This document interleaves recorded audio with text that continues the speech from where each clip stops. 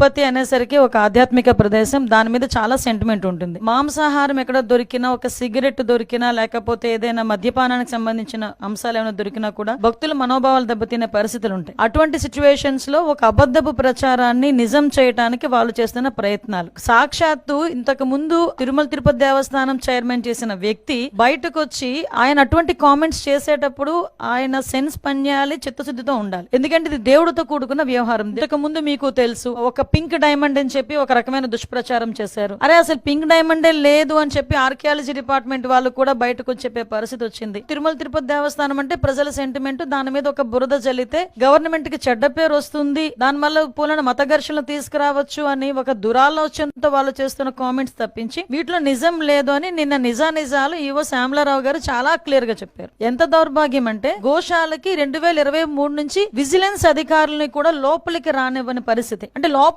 ఏం జరుగుతుందో కూడా తెలియని పరిస్థితి. ఆవులకి ఇచ్చే దానాన్ని కూడా కల్తీ చేసి అందులో కూడా నాణ్యత లేని దానాలని కూడా పెట్టే పరిస్థితి కనిపించిందని సాక్షాత్తు ఈవో శ్యామలరావు గారు చెప్పడం జరిగింది. అసత్యపు ఆరోపణలు చేసిన ప్రతి ఒక్కరి మీద కంపల్సరీగా చర్యలు ఉంటాయి.